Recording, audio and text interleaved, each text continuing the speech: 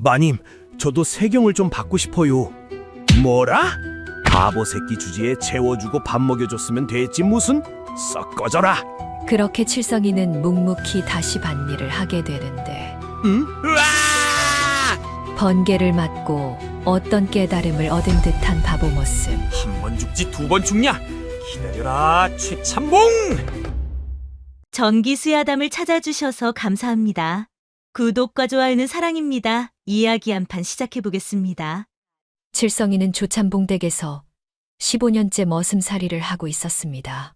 그의 나이는 25이었으나 머리는 10살 아이만도 못했지요. 마을 사람들은 칠성을 보며 하늘이 머리를 주는 걸 깜빡했나 보다 하며 혀를 찼습니다. 실제로 칠성은 셈도 못하고 글도 몰랐으며 시키는 일조차 제대로 하지 못해 늘 구박을 받았습니다. 아침 일찍 일어나 마당을 쓸어도 빗자루질이 엉망이었고 물을 길어와도 반은 엎질렀으며 말을 시키면 엉뚱한 곳으로 가곤 했습니다. 하지만 칠성은 한 번도 불평한 적이 없었는데 그저 해에 웃으며 일할 수 있다는 것만으로도 감사해했기 때문입니다. 조참봉은 마을에서 손꼽히는 부자였습니다. 논밭이 수십마지기였고 소작인만 해도 20명이 넘었지요. 하지만 그의 인심은 좁기로 유명했는데 소작인들에게 후하게 주는 법이 없었고 품씀도 깎을 수 있으면 깎았으며 하인들을 대하는 태도는 짐승만도 못했습니다. 그 중에서도 칠성은 가장 낮은 대접을 받았습니다. 다른 하인들은 밥이라도 제대로 먹었으나 칠성에게는 늘 식은 죽이나 된장 한 숟가락만 주어졌는데 조참봉은 바보놈이 밥맛이나 알겠느냐며 비웃곤 했지요. 어느 봄날 아침이었습니다. 칠성은 마당을 쓸고 있었는데 빗자루를 휘두르는 솜씨가 서툴러 먼지만 일으키고 있었으나 열심히 쓸었습니다. 마침 조참봉이 사랑방에서 나오다가 칠성을 보고 눈살을 찌푸렸지요. 이놈아, 그게 뭐하는 꼴이냐? 먼지만 날리고 있잖아. 조참봉이 호통을 치자 칠성은 화들짝 놀라 빗자루를 떨어뜨렸습니다. 죄송합니다. 마님. 칠성이 더듬거리며 사과했습니다. 조참봉은 혀를 차며 지나가려다가 멈춰섰는데 칠성이 무언가 말하고 싶은 듯 우물쭈물하고 있었던 것입니다. 뭐야, 할 말 있어? 조참봉이 짜증스럽게 물었습니다.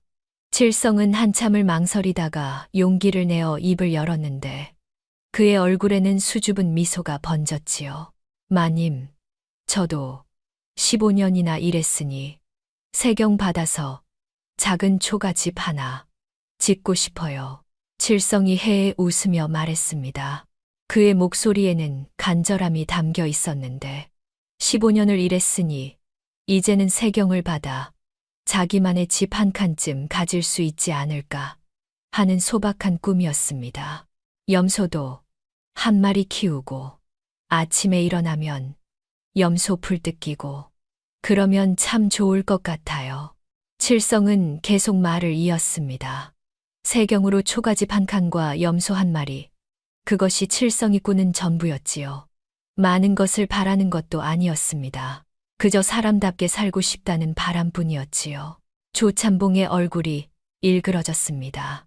처음에는 어이없다는 표정이었으나 곧 분노로 변했는데 칠성이 무슨 생각을 하고 있는 것인지 믿을 수가 없었던 것입니다. 뭐라고? 조참봉이 낮고 위협적인 목소리로 되물었으나 칠성은 조참봉의 표정을 읽지 못하고 여전히 해에 웃고 있었습니다. 세경이요. 저도 15년이나 일했으니 조금만. 칠성이 다시 말하려는 순간 조참봉이 신고 있던 가죽신을 벗어 들어 칠성의 뺨을 잇는 힘껏 후려쳤습니다. 퍽하는 둔탁한 소리가 마당에 울려 퍼졌지요. 이 배은망덕한 놈. 조참봉이 소리치자 칠성은 뺨을 부여잡고 비틀거렸으나 조참봉은 멈추지 않고 다시 한번 가죽신으로 칠성의 등짝을 내리쳤습니다. 짐승을 걷어서 밥 먹여주고 재워줬더니 세경을 달라고 집을 짓겠다고 조참봉은 분노에 찬 목소리로 계속 욕설을 퍼부으며 칠성을 짐승이라 불렀는데 칠성은 바닥에 주저앉아 울먹이기 시작했습니다. 내 놈머리로는 밖에서 하루도 못 살아. 나가면 넌 바로 굶어 죽어. 조참봉이 칠성을 내려다보며 차갑게 말했습니다. 그의 눈에는 칠성이 사람으로 보이지 않았는데 그저 말 못하는 짐승, 아니 짐승만도 못한 존재로 보였던 것입니다. 내가 아니었으면 넌 진작에 산에서 얼어 죽었을 거야. 그 은혜를 모르고 감히 세경을 달라고, 집을 짓겠다고, 염소를 키우겠다고. 조참봉은 비웃으며 가죽신을 다시 신은 뒤 칠성을 거들떠보지도 않고 사랑방으로 돌아갔습니다. 칠성은 바닥에 엎드려 울고 있었지요. 칠성은 한참 동안 그 자리에 주저앉아 있었습니다. 뺨이 따갑고 등짝이 아팠으나 그보다 더 아픈 것은 마음이었는데 자신이 바라는 것이 그렇게 큰 욕심이었을까 하는 생각이 들었기 때문입니다. 15년을 일한 대가로 세경을 받아 초가집 한 칸, 염소 한 마리가 그렇게 과분한 것이었을까요? 저는 사람 아닌가요? 칠성이 떨리는 목소리로 혼잣말을 했는데 눈물이 뺨을 타고 흘러내렸습니다. 마을 사람들은 칠성을 바보라고 불렀으나 칠성도 가슴이 있었고 슬픔도 느끼고 외로움도 느꼈으며 무엇보다 사람답게 살고 싶다는 바람이 있었지요. 하지만 조참봉은 그런 칠성의 마음을 짐승의 투정으로 치부해버렸습니다. 15년 동안 성실하게 일한 대가로 받은 것은 가죽신에 맞은 뺨과 모욕뿐이었지요. 칠성은 천천히 일어나 다시 빗자루를 집어들었는데 눈물을 닦고 마당을 쓸기 시작했습니다. 어디로 갈 수도 없었는데 조참봉의 말대로 칠성은 혼자서는 하루도 살 수 없는 바보였으니까요. 그저 이곳에서 이렇게 살아가는 것이 칠성의 운명인 것 같았습니다. 마당 한켠에서 다른 하인 하나가 칠성을 보며 고개를 저었습니다. 저 불쌍한 것 좀 봐라. 15년이나 일했는데 세경은커녕 매만 많네. 하인이 중얼거렸으나 누구도 칠성을 도와주지 않았는데 모두가 조참봉이 무서웠고 칠성 따위를 도와줄 이유가 없었기 때문입니다. 조참봉은 사랑방으로 돌아가 담뱃대를 빨며 중얼거렸습니다. 저 바보놈이 감히 분수를 모르는구나. 짐승 주제에 세경을 달라니, 집을 짓겠다니. 조참봉에게 칠성은 사람이 아니었습니다. 그저 부려먹고 버릴 수 있는 도구에 불과했지요. 칠성이 15년 동안 흘린 땀도 묵묵히 참아온 서름도 조참봉의 눈에는 보이지 않았습니다. 칠성은 계속 마당을 쓸었는데 빗자루질은 여전히 서툴러 먼지만 날렸으나 멈추지 않고 묵묵히 일할 뿐이었습니다. 가슴 속에는 서름이 가득했으나 칠성은 그것을 삼키며 살아가야 했지요. 이것이 바보 칠성의 삶이었습니다. 며칠이 지났습니다. 칠성은 여전히 조참봉 댁에서 묵묵히 일했는데 뺨에 남은 멍자국이 아직 가시지 않았지요. 하지만 칠성은 아무 말도 하지 않았습니다. 그저 시키는 대로 일할 뿐이었습니다. 그날 아침, 맑았던 하늘에 갑자기 먹구름이 몰려들더니 순식간에 사방이 어두워지면서 바람이 세차게 불어왔습니다. 나뭇가지들이 요란하게 흔들렸고 멀리서 천둥 소리가 으르렁거리더니 곧 빗방울이 떨어지기 시작했는데 처음에는 보슬보슬하더니 점점 굵어지면서 폭우로 변했지요. 칠성은 행랑채 처마 밑에서 비를 피하고 있었습니다. 번개가 번쩍일 때마다 온 세상이 환하게 밝아졌다가 다시 어둠 속으로 빠져들었는데 칠성은 천둥 소리에 움찔하며 몸을 웅크렸지요. 저 멀리 하늘이 갈라지는 듯한 소리가 들려올 때마다 칠성의 가슴은 쿵쿵 뛰었습니다. 칠성아. 조참봉의 목소리가 들려오자 칠성은 황급히 사랑방으로 달려갔는데 조참봉이 심각한 표정으로 앉아 담뱃대를 빨고 있었습니다. 마님. 부르셨습니까? 칠성이 더듬거리며 물었습니다. 칠성아, 너 산에 가야겠다. 조참봉이 말하자 칠성은 눈을 깜빡였습니다. 산이요. 지금 비가 오는데요. 칠성이 어리둥절한 표정으로 되물었으나 조참봉은 고개를 끄덕이며 거짓말을 늘어놓기 시작했습니다. 어젯밤 꿈에 산신령이 나타나 노하여 산삼을 바치지 않으면 마을에 재앙이 내린다는 것이었는데 물론 거짓말이었지요. 조참봉은 그저 칠성을 골칫거리로 여겨 없애고 싶었던 것입니다. 산신령께서 귀한 산삼을 원하신다. 내가 가서 캐와야 해. 지체할 시간이 없어. 조참봉이 단호하게 말하자 칠성은 겁에 질린 표정을 지었습니다. 하지만 비도 오고 천둥도 치는데 무서워요. 칠성이 떨리는 목소리로 말했으나 조참봉의 얼굴이 일그러지며 손에 들고 있던 담뱃대를 탁자에 내리쳤습니다. 무섭다고? 산신령이 노하시면 우리 모두 죽는다. 내 놈 하나 죽는 게 낫지. 온 마을이 죽는 게 낫겠느냐? 조참봉이 호통을 치자 칠성은 고개를 숙였는데 감히 거역할 수 없었습니다. 어서 가. 산삼을 못 캐오면 돌아오지도 마라. 조참봉의 명령에 칠성은 떨리는 다리로 사랑방을 나왔습니다. 하인들이 칠성에게 바구니와 호미를 쥐어 주었는데 그들의 눈빛에는 동정이 어려 있었습니다. 모두가 알고 있었던 것입니다. 이런 날씨에 산에 가는 것은 죽으러 가는 것이나 마찬가지라는 것을 말이지요. 칠성은 도롱이를 걸치고 집을 나섰습니다. 비가 억수같이 쏟아졌는데 도롱이로는 막을 수 없을 정도였고 바람이 칠성의 몸을 휘청이게 만들었으며 진흙탕 길은 미끄러워 걸음을 옮기기 힘들었지요. 마을을 벗어나자 길은 더욱 험해졌는데 칠성은 한 걸음 한 걸음이 무거웠습니다. 마님한테 혼날 텐데 산삼 어디 있는지도 모르는데 칠성이 울먹이며 중얼거렸는데 산삼을 못 캐오면 또 맞을 것이 뻔했으나 산에 가는 것도 무서웠습니다. 천둥 번개가 하늘을 가르고 비바람이 온몸을 때리는 가운데 칠성은 비틀거리며 산길로 접어들었지요. 산길은 더욱 험했습니다. 빗물이 개울처럼 흘러내렸고 나뭇가지들이 부러져 떨어졌는데 칠성은 미끄러지며 넘어지기를 여러 번 반복했습니다.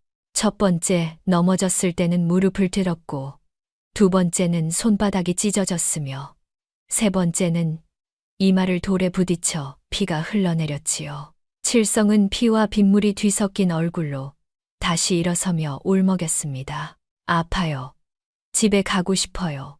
무서워요. 하지만 돌아갈 수 없었습니다. 조참봉이 기다리고 있었으니까요. 칠성은 떨리는 다리를 이끌고 계속 산을 올랐는데 바구니는 이미 빗물로 가득 찼고 호미는 손에서 미끄러져 떨어질 뻔했습니다. 칠성은 호미를 꼭 쥐고 앞으로 나아갔지요. 얼마나 올랐을까요? 칠성은 이제 어디가 어딘지도 모르게 되었습니다. 주위는 온통 빗줄기뿐이었고 나무들은 바람에 휘청이며 무시무시한 소리를 냈지요. 칠성은 산삼을 찾으려 주위를 두리번거렸으나 어둠 속에서는 아무것도 보이지 않았습니다. 산신령님, 산삼이 어디 있어요? 제발 알려주세요. 칠성이 떨리는 목소리로 중얼거리며 주위를 살피는데 갑자기 번개가 번쩍이자 순간적으로 주변이 환하게 밝아졌습니다. 칠성은 깜짝 놀라 주저앉았는데 귀가 먹먹할 정도로 큰 천둥 소리가 뒤따라 터져 나오며 온몸이 얼어붙는 것 같았지요. 으아, 무서워요. 살려주세요. 칠성은 바닥에 엎드려 떨었습니다. 번개는 계속 번쩍이고 천둥은 멈추지 않았는데 마치 하늘이 노한 것만 같았지요. 칠성은 조참봉이 한 말이 떠올랐습니다. 산신령이 노했다는 말이 말입니다. 혹시 정말 산신령이 노해서 자신을 벌하려는 것은 아닐까요? 산신령님, 잘못했어요. 산삼 캐러 왔어요. 제발 살려주세요. 칠성이 울먹이며 빌었으나 비는 더욱 세차게 내렸고 바람은 더욱 거세졌습니다. 이대로 있다가는 정말 죽을 것 같아 칠성은 주위를 둘러보았는데 번개가 번쩍이는 순간 저 멀리 커다란 고목나무 한 그루가 보였습니다. 속이 텅 빈 고목이라 비를 피할 수 있을 것 같았지요. 칠성은 비틀거리며 고목나무를 향해 기어가다시피 했습니다. 진흙탕에 손발이 빠졌으나 칠성은 필사적으로 나아갔는데 살고 싶다는 본능이 칠성을 움직이게 만들었습니다. 마침내 고목나무에 도착해 속으로 기어 들어가자 안은 어둡고 축축했으나 비바람은 막을 수 있었지요. 이제 괜찮아, 여기 있으면 안 맞아, 집에 갈 수 있어. 칠성이 안도하며 숨을 고르려는 순간 하늘이 찢어지는 듯한 굉음이 터져 나왔습니다. 그것은 지금까지의 천둥과는 차원이 다른 소리였는데 마치 세상이 무너지는 것만 같았지요. 칠성이 눈을 들어 하늘을 보는 순간 푸른 빛이 하늘에서 땅으로 일직선으로 뻗어 내려오는 것이 보였습니다. 번개가 칠성이 있는 고목나무를 향해 내리쳤던 것입니다. 푸른 빗줄기가 고목나무를 타고 칠성의 정수리를 정확히 관통하는 순간 칠성은 눈이 뒤집히는 것 같았습니다. 으아! 칠성이 비명을 지르는 순간 온몸에 전류가 흘렸는데 머리카락이 곤두서고 눈앞이 하얗게 변했으며 귓속에서는 윙윙거리는 소리가 울렸습니다. 칠성은 경련하듯 몸을 떨었는데 손가락 끝까지 전기가 흘러 바늘로 찌르는 듯한 통증이 밀려왔지요. 온몸에 신경이 불타는 것 같았고 뼛속까지 전류가 스며드는 것 같았습니다. 번개는 칠성의 몸을 타고 땅으로 빠져나갔습니다. 칠성의 몸에서는 타는 냄새가 났고 입에서는 거품이 흘러나왔는데 눈은 뒤집힌 채 희멀건 흰 자위만 보였습니다. 칠성의 손가락이 경련하듯 파르르 떨렸고 발끝이 꼬부라졌으며 온몸이 활처럼 휘어졌다가 다시 축 늘어졌지요. 칠성은 눈을 뒤집은 채 쓰러졌습니다. 고목나무 속은 고요했는데 비는 여전히 쏟아졌고 천둥은 계속 울렸으나 칠성은 움직이지 않았습니다. 그저 바닥에 쓰러진 채 축 늘어져 있었는데 숨을 쉬는지 죽은 것인지 알 수 없었지요. 밤이 깊어가며 비는 점점 약해지더니 새벽녘이 되자 그쳤습니다. 먹구름이 걷히고 별이 보이기 시작했는데 고목나무 속에서는 여전히 칠성이 쓰러진 채 누워 있었습니다. 칠성의 얼굴은 창백했고 입술은 파랗게 질려 있었으나 그의 가슴이 미세하게 오르내리고 있었지요. 살아 있었던 것입니다. 해가 떠올랐습니다. 새벽 햇살이 고목나무 속으로 스며들어 칠성의 얼굴을 비추었는데 칠성의 눈꺼풀이 살짝 떨렸습니다. 온몸에 흐르던 전류의 감각이 서서히 사라지고 귓속에서 윙윙거리던 소리도 점점 작아지더니 마침내 칠성이 눈을 떴지요. 칠성은 천천히 눈을 떴습니다. 처음에는 흐릿하게 보이던 것들이 점점 선명해지기 시작했는데 고목나무의 속살이 보였고 그 틈새로 스며드는 햇살이 보였으며 나무 껍질의 주름 하나하나가 선명하게 보였습니다. 너무나 선명해서 칠성은 눈을 감았다가 다시 떴는데 여전히 모든 것이 또렷했지요. 칠성이 신음을 내며 몸을 일으키려 했습니다. 온몸이 욱신거렸고 머리가 지끈거렸으나 이상하게도 머릿속은 맑았습니다. 안개가 걷히듯 흐릿하던 생각들이 선명해지는 것 같았지요. 칠성은 손을 들어 머리를 만져보았는데 머리카락 몇 가닥이 타서 부스러졌으나 다행히 큰 상처는 없었습니다. 칠성은 천천히 몸을 일으켜 앉았습니다. 고목나무 밖으로 나가니 세상이 달라 보였는데 아니 정확히는 칠성이 달라진 것이었습니다. 새들이 지저귀는 소리가 들려왔는데 예전에는 그저 새소리로만 들렸던 것이 지금은 패턴으로 들렸지요. 짧은 소리 3번, 긴 소리 1번, 다시 짧은 소리 2번. 새들이 서로 신호를 주고받는 것 같았습니다. 새들이 말을 하고 있어. 칠성이 중얼거렸는데 자신의 목소리가 낯설게 느껴졌습니다. 예전처럼 더듬거리지 않았고 말이 또박또박 나왔지요. 칠성은 놀라서 입을 다물었다가 다시 열었습니다. 어떻게 된 거지? 말이 자연스럽게 나왔습니다. 바보처럼 더듬지 않았고 생각이 말로 바로 이어졌지요. 칠성은 자신의 손을 내려다보았는데 손가락 하나하나가 또렷하게 보였고 손금의 선들이 눈에 들어왔습니다. 세 개의 큰 선, 수많은 작은 선들, 그것들이 만드는 무늬가 마치 지도처럼 보였지요. 칠성은 주위를 둘러보았습니다. 나뭇잎들이 바람에 흔들리고 있었는데 예전에는 그냥 흔들리는 것으로만 보였던 것이 지금은 다르게 보였습니다. 왼쪽에서 오른쪽으로 흔들리는 것, 위에서 아래로 흔들리는 것, 빠르게 흔들리는 것과 느리게 흔들리는 것이 모두 다르게 보였지요. 칠성은 나뭇잎을 바라보며 생각했습니다. 바람이 북서쪽에서 불어오고 있어. 속도는 빠르지 않아. 약하게 불고 있지. 구름이 빠르게 흘러가니 곧 날씨가 개겠구나. 칠성이 혼잣말을 하는데 자신도 놀랐습니다. 어떻게 바람의 방향을 알 수 있는 것일까요? 어떻게 날씨를 예측할 수 있는 것일까요? 하지만 알 수 있었습니다. 나뭇잎의 흔들림을 보면 바람의 방향과 세기를 알 수 있었고 구름의 모양과 속도를 보면 날씨를 예측할 수 있었지요. 칠성은 고개를 저었습니다. 믿을 수 없는 일이었는데 어제까지만 해도 자신은 바보였습니다.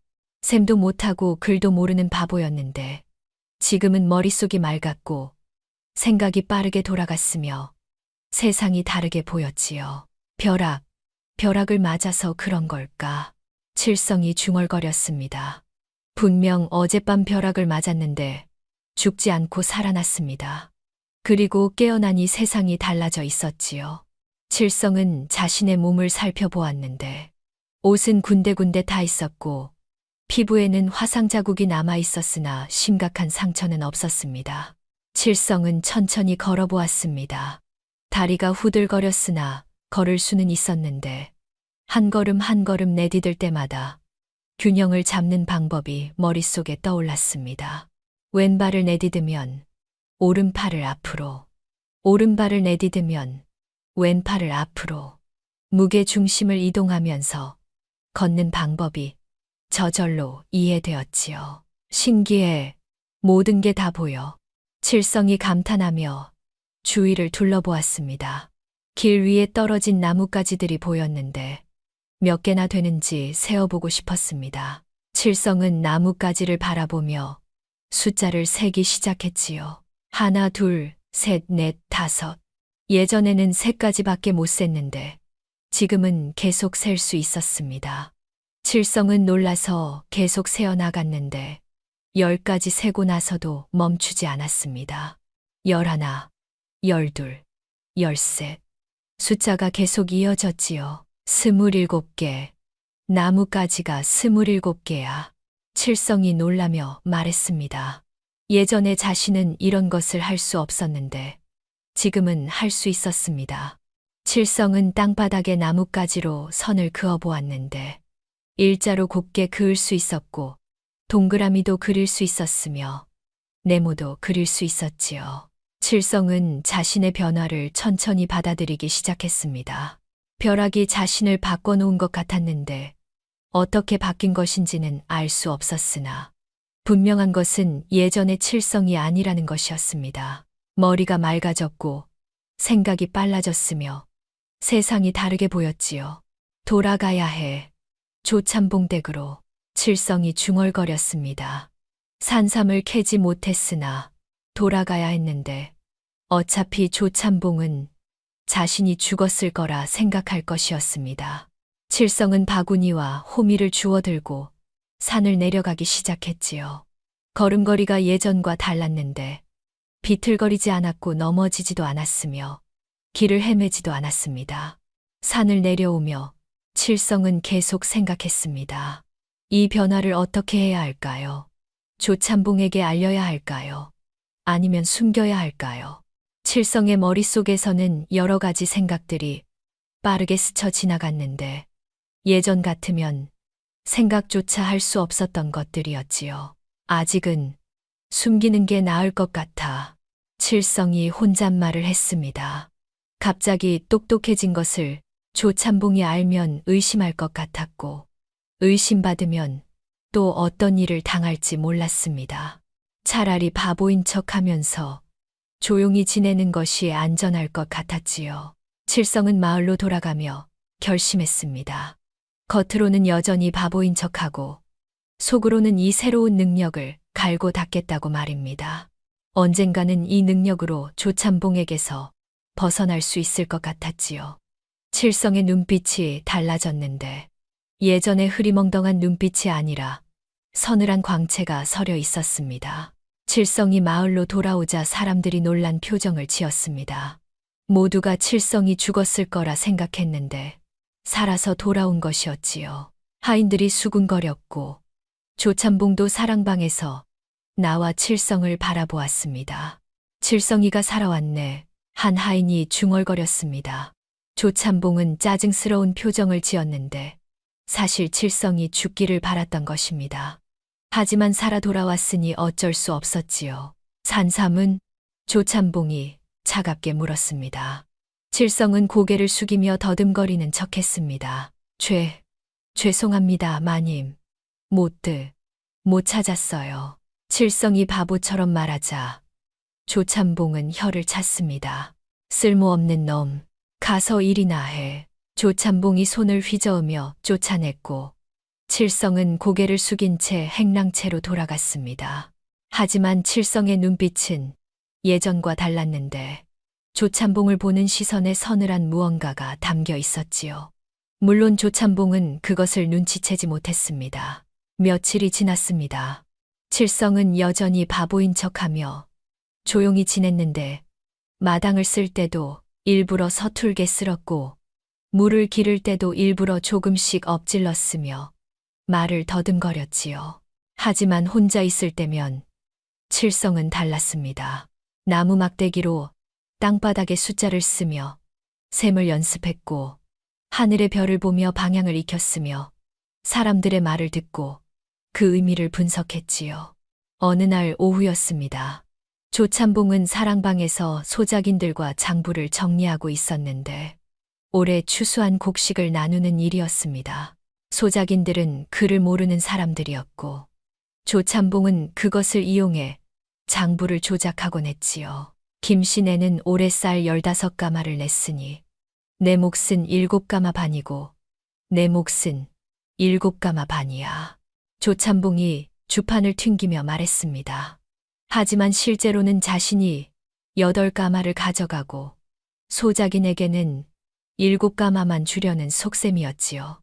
소작인 김씨는 고개를 끄덕였는데 셈을 할 줄 몰라 조참봉의 말을 믿을 수밖에 없었습니다. 이 시내는 쌀 20가마를 냈으니 내 몫은 10가마고 내 몫은 10가마야. 조참봉이 또 거짓말을 했습니다. 실제로는 자신이 11가마를 가져가려는 것이었지요. 이렇게 한 가마씩, 반 가마씩 빼돌리면 1년에 수십 가마를 더 챙길 수 있었습니다. 칠성은 마당을 쓸다가 사랑방 쪽을 힐끗 쳐다보았습니다. 조참봉의 목소리가 들려왔는데 칠성은 귀를 기울이며 계산을 시작했습니다. 15가마를 반으로 나누면 7가마 반씩인데 조참봉은 한 가마를 더 가져간다는 것. 20가마를 반으로 나누면 10가마씩인데 조참봉은 한 가마를 더 가져간다는 것을 금방 알아차렸지요. 칠성은 빗자루를 들고 사랑방 쪽으로 천천히 다가갔습니다.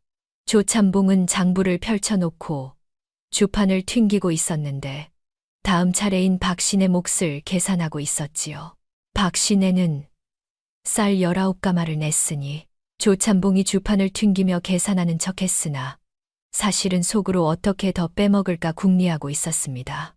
칠성은 사랑방 문 앞에서 멈춰서서 안을 들여다보았는데 조참봉이 장부에 뭔가를 적으려는 순간이었지요. 마님. 칠성이 더듬거리며 말을 걸었습니다. 조참봉이 짜증스럽게 돌아보았습니다. 뭐야, 왜? 조참봉이 퉁명스럽게 물었습니다.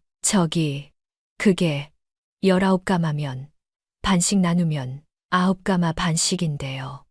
칠성이 바보처럼 더듬거리며 말했으나 그 내용은 정확했습니다. 조찬봉은 눈을 깜빡였는데 자신이 적으려던 것은 자신이 10가마, 소작인이 9가마였지요. 칠성이 어떻게 그것을 알았을까요? 내가 뭘 안다고 짓거려? 조찬봉이 눈을 가늘게 뜨며 물었습니다. 칠성은 고개를 갸웃거리며 손가락을 꼽아 보였습니다. 19은 10에다가 9을 더한 거니까 반으로 나누면 9하고 반이요. 칠성이 순진한 표정으로 말하자 조찬봉은 다시 주판을 튕겨 보았습니다. 계산해 보니 칠성의 말이 맞았는데 조찬봉의 등골에 소름이 돋았습니다. 천치 바보였던 칠성이 어떻게 이런 계산을 할 수 있는 것일까요? 조찬봉은 잠시 멍하니 칠성을 바라보았습니다. 뭔가 이상했는데 분명 이놈은 셋도 제대로 못 세던 바보였습니다. 하지만 지금은 19을 반으로 나누는 계산을 해냈지요. 조찬봉의 머릿속에 의심이 스쳤으나 곧 자존심이 그것을 억눌렀습니다. 내 이놈이 감히. 조찬봉이 벌떡 일어나더니 손에 들고 있던 주판을 칠성의 머리에 내리쳤습니다. 딱 하는 소리와 함께 칠성의 이마가 벌겋게 부어올랐지요. 어디서 감히 천한 종놈이 주인하는 일에 훈수를 둬. 뒷걸음질 치다 쥐 잡은 주제에 조찬봉이 호통을 치자 소작인들이 놀라서 뒤로 물러났습니다. 칠성은 이마를 움켜쥐고 주저앉았는데 눈에서는 눈물이 흘러나왔지요. 하지만 그 눈물 속에는 분노가 담겨 있었습니다. 죄송합니다. 마님. 칠성이 떨리는 목소리로 사과했으나 조찬봉은 칠성을 발로 걷어찼습니다. 썩 꺼져. 다시는 내 앞에 얼씬거리지 마. 조찬봉이 소리치자 칠성은 비틀거리며 일어나 사랑방을 빠져나왔습니다. 소작인들은 조찬봉을 두려워하는 눈빛으로 바라보았고 조찬봉은 다시 자리에 앉아 장부를 펼쳤지요. 하지만 그의 손은 미세하게 떨리고 있었습니다. 칠성의 정확한 계산이 마음에 걸렸던 것입니다. 칠성은 행랑채로 돌아가 이마를 만졌습니다. 혹이 올라와 있었고 따가웠으나 칠성은 씁쓸하게 웃었습니다. 자신이 옳은 말을 했는데도 맞았다는 것이 억울했지요. 하지만 동시에 깨달았습니다. 조찬봉은 자신이 똑똑해지는 것을 원하지 않는다는 것을 말입니다. 칠성은 이마의 혹을 만지며 생각에 잠겼습니다. 15년이었습니다. 10살 때부터 이 집에 와서 25이 될 때까지 15년 동안 성실하게 일했지요. 세경을 달라고 했을 때 조찬봉은 가죽신으로 자신을 때렸고 벼락치는 밤에 죽으라고 산에 보냈으며 이제 똑똑해졌는데도 여전히 짐승 취급을 했습니다. 15년의 빚을 반드시 갚아야 해. 칠성이 낮게 중얼거렸습니다. 이마에 혹이 욱신거렸으나 그보다 가슴 속에서 타오르는 것이 더 뜨거웠는데 그것은 분노이자 복수심이었지요. 조찬봉에게 정면으로 맞서는 것은 불가능했습니다. 자신은 여전히 약자였고 조찬봉은 여전히 힘이 있었으니까요. 다른 방법을 찾아야 해. 조용히, 천천히. 조찬봉이 스스로 무너지게 만들어야 해. 칠성이 혼잣말을 하며 눈을 감았습니다. 그의 머릿속에서는 계획이 세워지기 시작했는데 벼락이 준 이 명석한 두뇌로 조찬봉을 무너뜨릴 방법을 찾아야 했지요. 하지만 지금은 아니었습니다. 지금은 여전히 바보인 척하면서 기회를 기다려야 했습니다. 칠성의 눈빛이 서늘하게 빛났습니다. 15년 동안 흘린 땀과 눈물, 세경도 받지 못한 채 당한 모욕, 죽을 뻔했던 벼락 맞던 밤, 그 모든 것들이 칠성의 가슴에 불씨로 남아 있었지요. 조찬봉은 몰랐습니다. 자신이 얼마나 큰 적을 만들었는지 말입니다. 그날 밤, 조찬봉은 잠을 이루지 못하고 뒤척이고 있었습니다. 낮에 칠성이 보여준 계산 실력이 자꾸만 머릿속을 맴돌았는데 바보였던 놈이 어떻게 그런 계산을 했는지 이상했기 때문입니다. 조찬봉은 답답한 마음에 일어나 사랑방 문을 열고 마당으로 나갔지요. 달빛이 마당을 환하게 비추고 있었습니다. 조찬봉이 마당을 가로질러 가려는 순간 행랑채 쪽에서 인기척이 느껴졌는데 칠성이 마당 한가운데 서 있는 것이 보였습니다. 조찬봉은 발걸음을 멈추고 담장 그늘에 숨어 칠성을 지켜보았지요. 칠성은 허리를 꼿꼿이 펴고 하늘을 올려다보고 있었습니다. 예전의 구부정한 자세가 아니라 당당한 자세였는데 달빛 아래 서 있는 칠성의 모습이 낯설어 보였지요.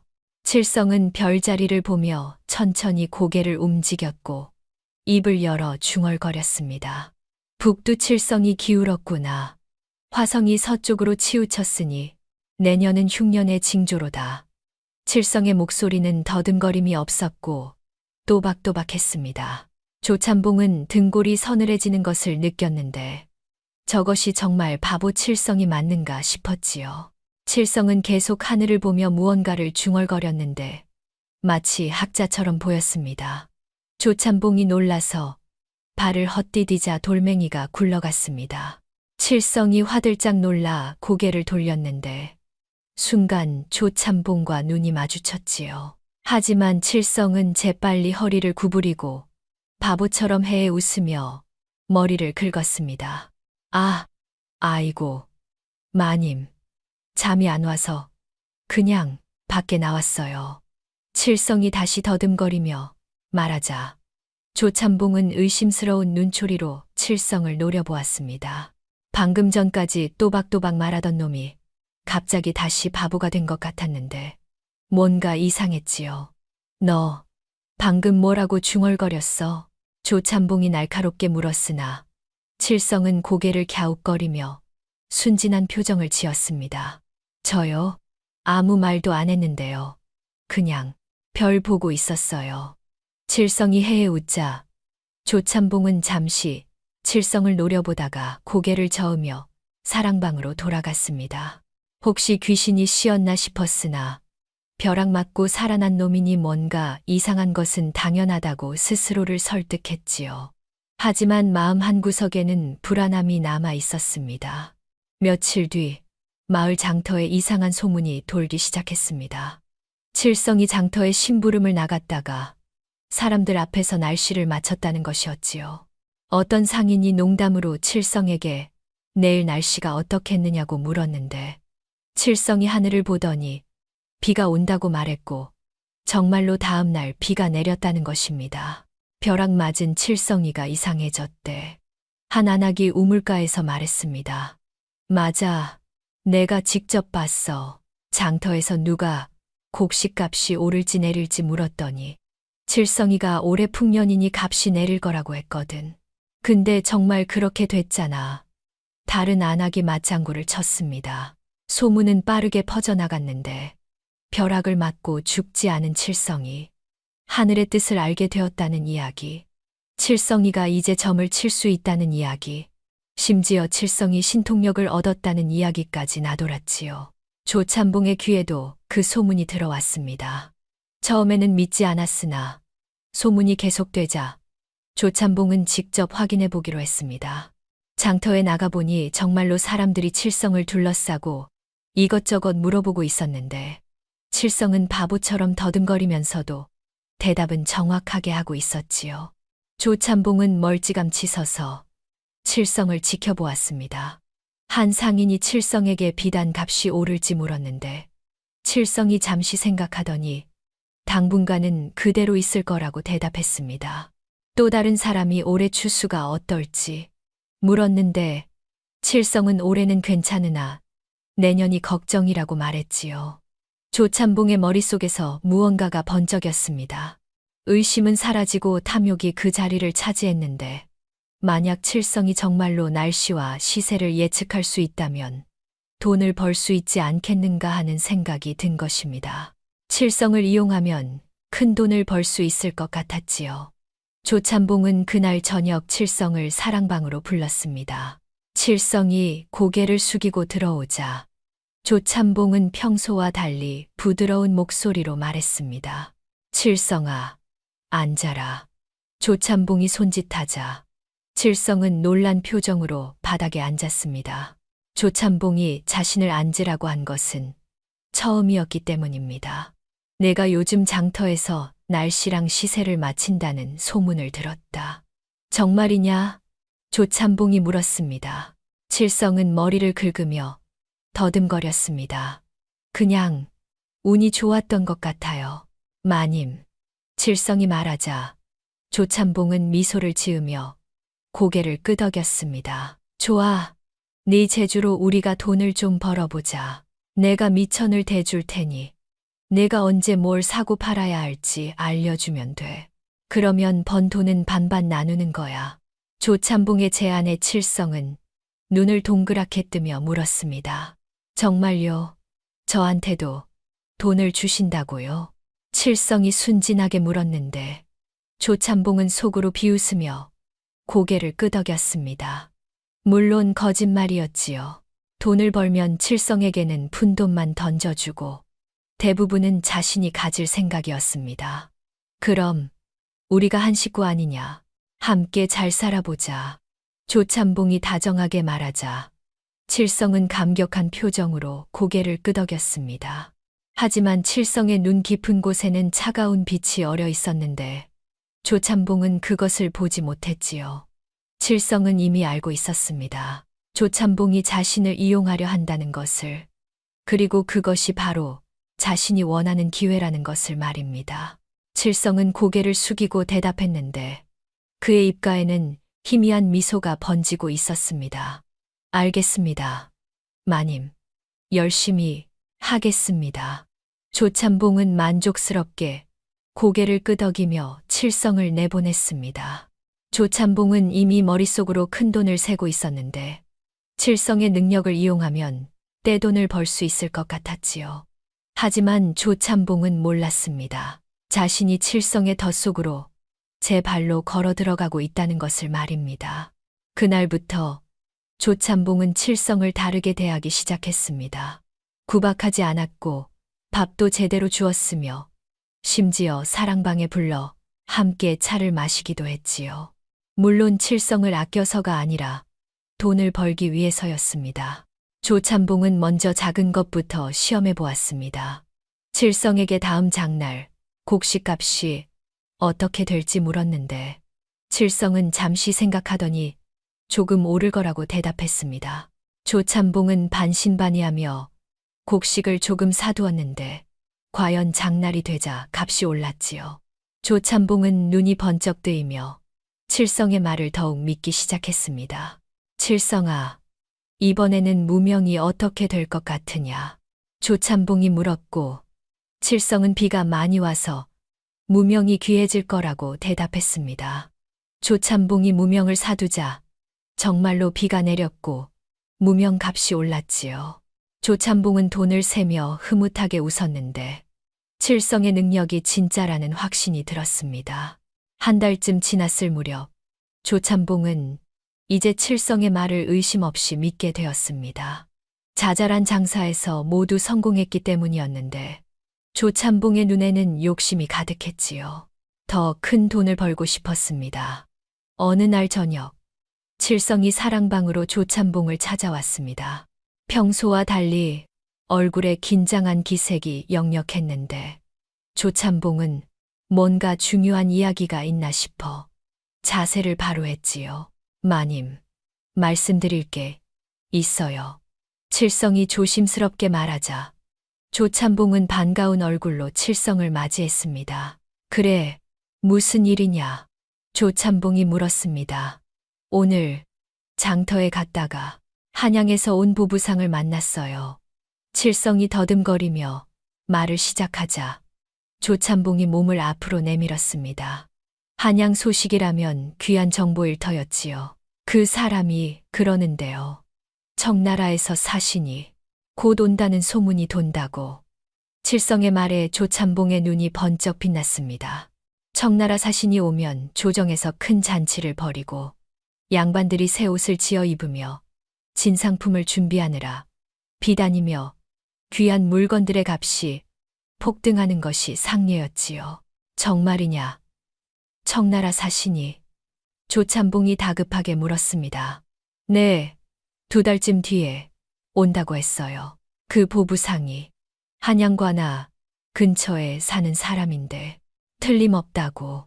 칠성이 고개를 끄덕이며 말했는데 사실 칠성은 거짓말을 하고 있었습니다. 장터에서 오히려 사신 방문이 취소될 거라는 소문을 들었던 것인데 칠성은 그것을 반대로 말한 것이었지요. 조참봉을 파멸시킬 완벽한 미끼였습니다. 조참봉의 눈이 번쩍 빛났습니다. 청나라 사신이 온다면 비단값이 폭등할 것이고 지금 헐값에 비단을 사두면 떼돈을 벌 수 있을 것이었지요. 조참봉의 머릿속에서는 이미 계산이 돌아가고 있었습니다. 그렇다면 비단을 사두어야겠구나. 조참봉이 중얼거리자 칠성은 고개를 끄덕였습니다. 네, 지금이 기회예요. 비단이 지금은 싸니까요. 보부상 말로는 한양 상인들도 모르는 정보라고. 칠성이 거들자 조참봉은 더욱 확신을 가졌습니다. 그동안 칠성의 예언이 모두 맞았으니 이번에도 틀림없을 거라 믿었지요. 게다가 남들보다 먼저 정보를 얻었으니 독점할 수 있다는 생각에 흥분했습니다. 다음 날부터 조참봉은 미친 듯이 비단을 사들이기 시작했습니다. 한양으로 올라가 비단 상인들을 찾아다니며 헐값에 나온 비단을 모조리 긁어 모았는데 상인들은 웃으며 비단을 팔았지요. 요즘 비단이 안 팔려 창고에 쌓여 있었기 때문입니다. 조참봉은 가진 돈을 모두 털어 넣었습니다. 그래도 모자라자 마을 부자에게 돈을 빌렸는데 논밭 문서를 담보로 잡혔습니다. 부자는 고개를 가로저으며 위험하다고 말렸으나 조참봉은 듣지 않았지요. 걱정 마시오. 2달만 기다리면 이 돈의 서너 배를 벌 수 있어.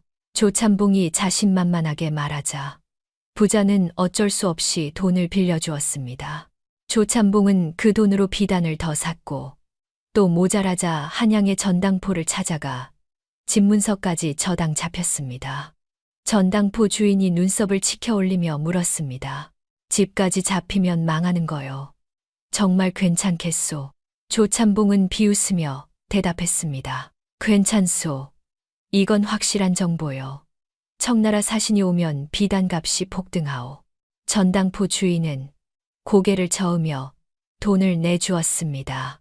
조참봉은 그 돈마저 모두 비단에 쏟아부었는데 아직도 부족하다는 생각이 들었습니다. 더 많이 사두어야 더 많이 벌 수 있으니까요. 조참봉은 급기야 선산문서까지 저당 잡히게 되었습니다. 조상의 묘가 있는 땅까지 담보로 잡힌 것인데 이것은 양반에게 가장 수치스러운 일이었지요. 하인들이 걱정스러운 얼굴로 말렸으나 조참봉은 귀를 막았습니다. 더 사와, 더. 비단을 더 사오란 말이야. 조참봉이 하인들에게 소리쳤는데 하인들은 고개를 숙인 채 복종할 수밖에 없었습니다. 조참봉의 눈은 이미 돈에 눈이 멀어 제정신이 아니었지요. 창고가 비단으로 가득 찼습니다.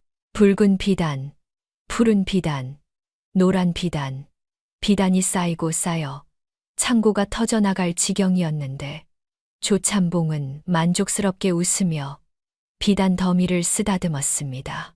곧 이것들이 금덩이가 될 거야. 나는 이 고을에서 제일 가는 부자가 될 거야. 조참봉이 중얼거리며 비단을 어루만졌습니다. 칠성은 멀찌감치 서서 그 모습을 지켜보았는데 그의 얼굴에는 냉소가 번지고 있었지요. 조참봉은 몰랐습니다. 자신이 파멸의 구덩이를 향해 달려가고 있다는 것을 말입니다. 칠성은 속으로 생각했습니다. 15년 동안 세경 한 푼 받지 못하고 일했던 세월, 가죽신에 맞았던 뺨, 죽으라고 보내진 벼락 치던 밤, 주판에 맞아 생긴 이마의 혹, 그 모든 것들이 이제 갚아질 것이었지요. 한 달이 지났습니다. 조참봉은 매일 한양으로 올라가 소식을 들었는데 아직 청나라 사신에 대한 공식 발표는 없었습니다. 조참봉은 조바심을 내며 칠성에게 물었습니다. 칠성아, 정말 사신이 오는 게 맞지? 조참봉이 불안한 목소리로 물었으나 칠성은 고개를 끄덕이며 대답했습니다. 네, 틀림없어요. 조금만 더 기다리면 보부상이 거짓말할 이유가 없잖아요. 칠성의 확답에 조참봉은 안심했습니다. 하지만 마음 한구석에는 불안이 자리 잡기 시작했는데 만약 사신이 오지 않으면 어떻게 될까 하는 두려움이었지요. 집 문서도 잡히고 땅 문서도 잡히고 선산까지 저당 잡힌 상태였는데 비단을 팔지 못하면 모든 것을 잃게 될 터였습니다. 조참봉은 밤마다 뒤척이며 잠을 이루지 못했습니다. 꿈속에서는 비단 더미가 산처럼 쌓여 있었고 그것이 금으로 변하는가 싶더니 순식간에 재로 변해버렸지요. 조참봉은 그 재 속에서 허우적거리며 비명을 지르는데 칠성이 나타나 차갑게 웃으며 말했습니다. 15년의 빚을 갚으십시오. 조참봉은 식은땀을 흘리며 잠에서 깨어났는데 가슴이 두근거렸습니다. 또 보름이 지났습니다. 조참봉은 이제 미칠 지경이었는데 청나라 사신 소식은 여전히 들리지 않았고 비단값은 오르기는커녕 점점 떨어지고 있었습니다. 조참봉은 창고 앞에 주저앉아 머리를 쥐어뜯었지요. 왜 안 오는 거야? 분명 온다고 했잖아. 조참봉이 절규했으나 하늘은 대답이 없었습니다. 칠성은 그 모습을 보며 차갑게 미소 지었는데 이제 곧 마지막 순간이 다가오고 있었습니다. 그날 아침 마을 전체가 웅성거렸습니다. 관아 앞에 큰 방이 붙었는데 청나라 사신 방문이 취소되었다는 공문이었지요. 양국 간의 문제로 사신단 파견이 무기한 연기되었다는 내용이었습니다. 소식은 삽시간에 퍼져나갔습니다. 장터에서는 상인들이 모여 수군거렸고 비단값은 그 즉시 폭락하기 시작했는데 아무도 사려는 사람이 없었기 때문입니다. 오히려 비단을 가진 사람들이 급히 팔려고 해서 값은 더욱 떨어졌지요. 조참봉은 관아 앞에 붙은 방을 보고 눈앞이 캄캄해졌습니다. 다리가 후들거려 그 자리에 주저앉았는데 입술이 파랗게 질리고 온몸에서 식은땀이 흘러나왔지요. 창고에 가득한 비단이 떠올랐습니다. 그 많은 비단이 이제는 휴지 조각이나 다름없었던 것입니다. 조참봉은 비틀거리는 다리로 집으로 돌아왔습니다. 마당에서 칠성이 빗자루질을 하고 있었는데 조참봉은 칠성을 보자 이성을 잃고 달려들어 멱살을 잡았습니다. 칠성아, 네 이놈, 네가 오른다고 했잖아. 청나라 사신이 온다고 했잖아. 조참봉이 칠성을 마구 흔들어대며 절규하자 칠성은 놀란 척하며 바보처럼 눈을 깜빡였습니다. 그게 제 잘못인가요? 저는 보부상한테 들은 대로 말씀드린 건데요. 칠성이 순진한 표정으로 말하자 조참봉은 더욱 화가 나서 칠성을 밀쳐냈습니다. 칠성이 바닥에 넘어지자 조참봉은 그 위로 달려들어 주먹을 휘둘렀는데 그때 대문이 벌컥 열리며 사람들이 들이닥쳤지요. 조참봉에게 돈을 빌려준 채권자들이었습니다. 조참봉, 우리 돈부터 갚으시오. 한 부자가 소리치자 조참봉은 얼굴이 하얗게 질렸습니다. 지금은 돈이 없소. 조금만 기다려 주시오. 조참봉이 떨리는 목소리로 말했으나 부자는 코웃음을 치며 손을 내밀었습니다. 기다려. 비단값이 폭락했다는 소문 다 들었소. 당신 이미 망한 거요. 당장 땅 문서 넘기시오. 부자의 말에 다른 채권자들도 일제히 문서를 요구하며 소리쳤습니다. 조참봉은 그 자리에 주저앉아 머리를 감싸 쥐었는데 모든 것이 끝났다는 것을 깨달은 것이었지요. 논밭도 집도 조상의 선산까지 모두 빼앗길 판이었습니다. 채권자들은 조참봉을 내팽개치고 집 안으로 들어가 귀한 물건들을 챙기기 시작했습니다. 병풍, 도자기, 서화, 모든 것이 빚값으로 압류되었는데 조참봉은 그저 마당에 주저앉아 멍하니 바라볼 뿐이었습니다. 칠성은 천천히 일어나 몸에 흙을 털었습니다. 그리고는 조참봉에게 다가가 내려다보았는데 조참봉이 고개를 들어 칠성을 올려다보는 순간 깨달았지요. 칠성의 눈빛이 달랐던 것입니다. 예전의 흐리멍덩한 바보 눈빛이 아니라 서늘하고 명석한 광채가 서려 있었습니다. 조찬봉은 온몸을 떨며 칠성을 바라보았는데 칠성은 차갑게 미소를 지으며 더듬거림 없이 또박또박 말했습니다. 저를 보고 계십니까, 마님? 칠성의 목소리에는 더듬거림이 전혀 없었습니다. 조찬봉은 이제야 모든 것을 깨달았는데 칠성이 처음부터 자신을 속였다는 것을 말이지요. 그렇습니다. 일부러 그랬지요. 마님께서 욕심에 눈이 멀도록 말입니다. 칠성이 차갑게 말하자 조찬봉은 이를 갈며 일어서려 했으나 다리에 힘이 풀려 다시 주저앉았습니다.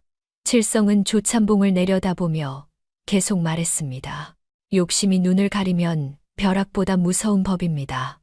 마님, 제가 15년간 못 받은 세경, 가죽신에 맞은 뺨, 죽으라고 보내진 벼락 치던 밤, 주판에 맞아 생긴 이마의 혹, 이 집구석 망한 걸로 다 퉁치시지요. 칠성의 말에 조찬봉은 소리치며 달려들려 했으나 채권자 하나가 조찬봉을 붙잡으며 문서를 내놓으라고 소리쳤습니다.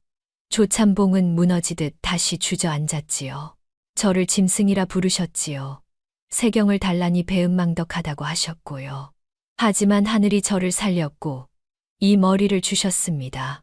칠성이 자신의 머리를 가리키며 말을 이었습니다. 처음에는 작은 것부터 맞춰드렸지요. 마님이 저를 믿도록 말입니다. 그리고 마침내 가장 큰 미끼를 던졌습니다. 장터에서는 오히려 사신이 취소될 거라는 소문이 돌았지요. 하지만 저는 반대로 말씀드렸습니다. 마님의 욕심을 알았으니까요. 칠성의 설명에 조찬봉은 뒷목을 부여잡았습니다.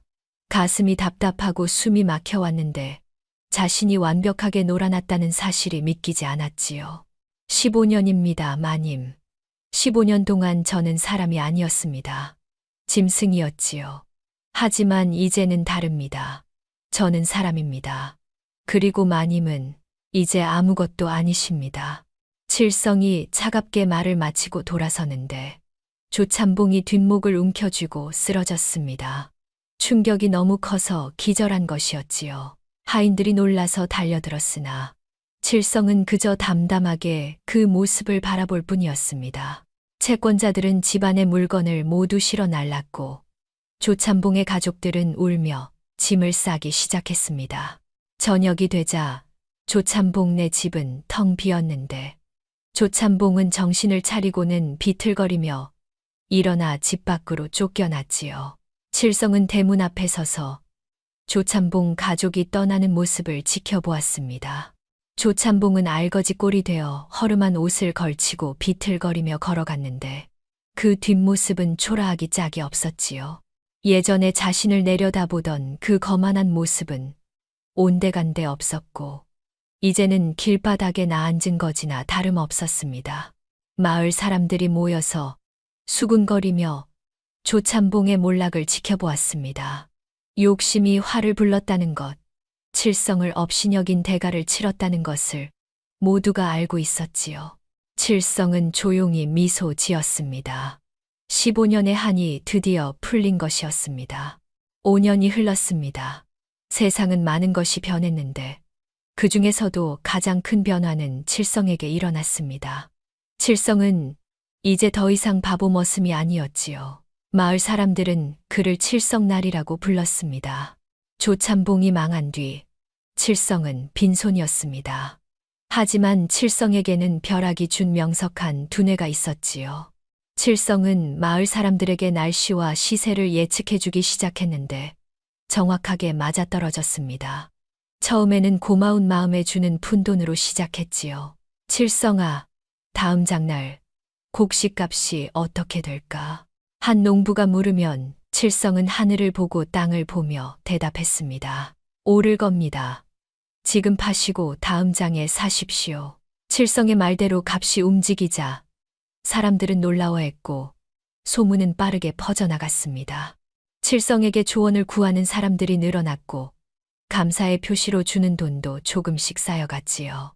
칠성은 그렇게 모은 돈으로 작은 장사를 시작했습니다. 곡식을 조금 사서 팔았는데 언제 사야 하고 언제 팔아야 하는지 정확히 알았기 때문에 손해를 본 적이 없었습니다. 1년이 지나자 칠성은 작은 장사꾼이 되었고 2년이 지나자 여러 명을 고용할 수 있었으며 3년이 지나자 작은 상단을 꾸릴 수 있었습니다. 5년이 지난 지금은 이 고을에서 손꼽히는 거상이 되었지요. 하지만 칠성은 예전의 조참봉과 달랐습니다.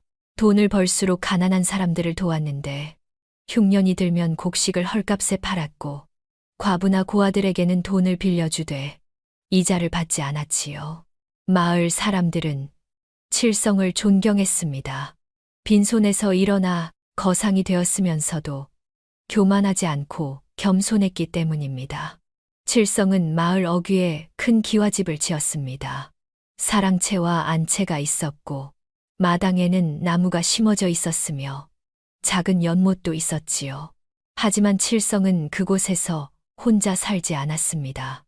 갈 곳 없는 사람들을 받아들여 일자리를 주었고 배우고 싶어하는 아이들에게는 글을 가르쳐 주었습니다. 날이 오늘도 한양으로 가십니까? 한 젊은이가 물었습니다.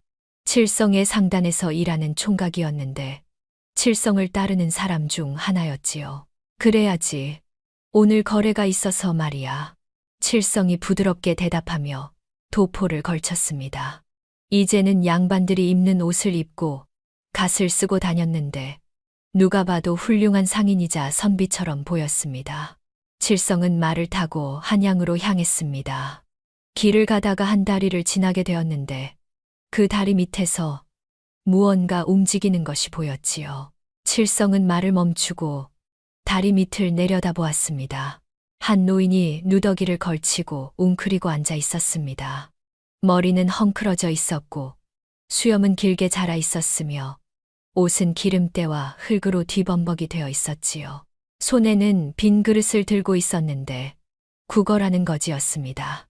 칠성은 그 모습을 보고 가슴이 철렁했습니다.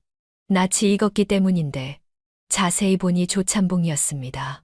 5년 만에 보는 조참봉의 모습은 처참했지요. 예전에 거만하고 살찐 모습은 온데간데 없었고 이제는 뼈만 앙상하게 남은 거지 꼴이었습니다. 칠성은 말에서 내려 천천히 다리 밑으로 내려갔습니다. 조참봉은 그릇을 들고 고개를 숙이고 있었는데 칠성의 발소리를 듣고 고개를 들었지요. 두 사람의 눈이 마주쳤습니다. 조참봉은 순간 눈이 커지며 칠성을 알아보았습니다. 그리고는 부끄러움에 얼굴을 돌리려 했는데 칠성이 조용히 말했습니다. 마님, 그동안 어떻게 지내셨습니까? 칠성이 공손하게 물었으나 조참봉은 대답하지 못했습니다. 목이 메어 말이 나오지 않았던 것이지요. 5년 동안 온갖 천대를 받으며 거지로 살아온 세월이 떠올랐습니다. 집도 없고 땅도 없이 이곳저곳 떠돌며 구걸하고 다녔는데 추운 겨울에는 얼어 죽을 뻔하기도 했고 더운 여름에는 굶주리기도 했지요. 저는 이제 아무것도 아닙니다. 조참봉이 떨리는 목소리로 중얼거렸습니다. 칠성은 조참봉을 내려다보다가 천천히 앉았습니다. 일어나십시오. 함께 가시지요. 칠성이 말하자 조참봉은 고개를 저었습니다. 나는 갈 곳이 없소. 그냥 여기서. 조참봉이 말을 흐리자 칠성은 조참봉의 팔을 잡아 일으켰습니다. 조참봉은 힘없이 일어났는데 칠성은 그를 데리고 근처 주막으로 갔지요. 주막에 들어가자 주모가 칠성을 보고 반갑게 맞이했습니다. 어서 오십시오, 나리. 주모가 인사하자 칠성은 고개를 끄덕이며 말했습니다. 따뜻한 국밥 2그릇 주시오. 그리고 이 어른께 깨끗한 옷 한 벌도 가져다 드리고. 칠성의 말에 주모는 고개를 끄덕이고 안으로 들어갔습니다. 칠성과 조참봉은 마주 앉았는데 조참봉은 고개를 들지 못하고 바닥만 바라보았지요. 드십시오. 얼마 뒤 국밥이 나오자 칠성이 조참봉에게 권했습니다. 조참봉은 떨리는 손으로 숟가락을 들었는데 너무 오랜만에 제대로 된 밥을 먹는 것이라 눈물이 났습니다. 조참봉은 국밥을 먹으며 소리 없이 울었지요. 칠성은 조용히 자신의 국밥을 먹으며 조참봉을 바라보았습니다. 원수였던 사람이 이렇게 초라하게 무너진 모습을 보니 이상하게도 복수의 쾌감은 느껴지지 않았습니다. 그저 한 사람의 인생이 무너진 것이 안타까울 뿐이었지요. 조참봉이 국밥을 다 먹고 나자 칠성은 품에서 엽전 꾸러미를 꺼내 조참봉 앞에 놓았습니다. 이걸로 풀빵 장사라도 하십시오. 정직하게 사신다면 굶지는 않을 겁니다. 칠성이 말하자 조참봉은 눈을 들어 칠성을 바라보았습니다. 왜 이러는 거요? 나는 당신을 그렇게 괴롭혔는데. 조참봉이 떨리는 목소리로 물었습니다. 칠성은 잠시 생각하다가 대답했습니다. 옛 주인의 정입니다. 15년 동안 지냈으니 미운 정, 고운 정 다 들었지요. 칠성의 말에 조참봉은 고개를 떨구었습니다. 칠성은 일어서며 말을 이었습니다. 하지만 다시는 남을 업신여기지 마십시오. 사람은 누구나 똑같은 사람입니다. 양반이든 상놈이든 부자든 가난하든 모두 하늘 아래 같은 사람이지요. 칠성이 조용히 말하고는 주막을 나섰습니다. 조참봉은 칠성의 뒷모습을 바라보며 눈물을 흘렸는데 그 눈물에는 후회와 부끄러움이 섞여 있었습니다. 칠성은 말에 올라타 한양으로 향했습니다. 하늘을 올려다보니 구름 사이로 햇살이 비치고 있었는데 참으로 맑고 좋은 날씨였지요. 칠성은 문득 벼락 맞던 그날 밤이 떠올랐습니다. 벼락이 내게 준 건 비상한 머리가 아니었구나. 칠성이 혼잣말을 했습니다. 말을 천천히 몰면서 칠성은 계속 생각했지요. 짐승이 아닌 사람답게 살 수 있는 기회였어. 남을 업신여기지 않고 나눌 줄 알고 용서할 줄 아는 진짜 사람으로 살 수 있는 기회 말이야. 칠성의 얼굴에 미소가 번졌습니다. 예전에는 복수만 생각했으나 이제는 달랐습니다. 조참봉을 무너뜨린 것으로 복수는 끝났고 이제는 더 좋은 사람이 되는 것이 칠성의 목표였지요. 말은 천천히 한양을 향해 걸어갔습니다. 칠성은 하늘을 보며 감사했는데 벼락이 자신을 죽이지 않고 살렸다는 것에 그리고 새로운 인생을 살 수 있게 해 주었다는 것에 감사했습니다. 칠성의 이야기는 이렇게 마을 사람들의 입에서 입으로 전해지며 오래도록 기억되었답니다.